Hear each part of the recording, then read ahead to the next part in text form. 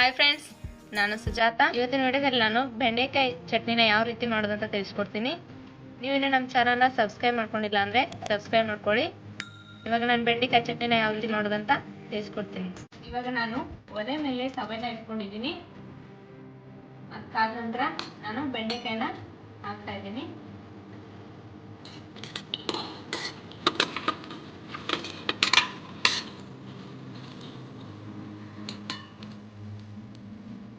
ಈ ರೀತಿಯಾಗಿ ನೀವು ಹುರ್ಕೊಳ್ಳಿ.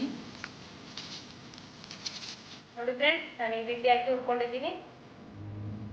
ಇವಾಗ ನಾನು ಇದನ್ನ ಪಾತ್ರೆ ತೆಗಿತಾ ಇದ್ದೀನಿ.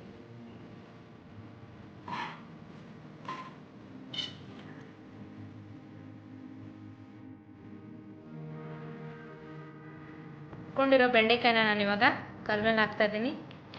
ಇದಕ್ಕೆ ಏನೇನು ಆ್ಯಡ್ ಮಾಡಬೇಕಂದ್ರೆ ಬೆಳ್ಳುಳ್ಳಿ ಮತ್ತು ಕೊತ್ತಂಬರಿ ಸೊಪ್ಪು, ಮೆಣಸಿನ್ಕಾಯಿ ಮತ್ತು ರುಚಿಗೆ ತಕ್ಕಷ್ಟು ಉಪ್ಪು.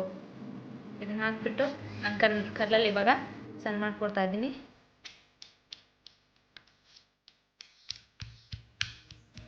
ನಾನು ಕಲ್ಲಲ್ಲಿ ಈ ಥರ ಮಾಡ್ಕೊಳ್ಳೋದನ್ನ ಮರಿಬೇಡಿ.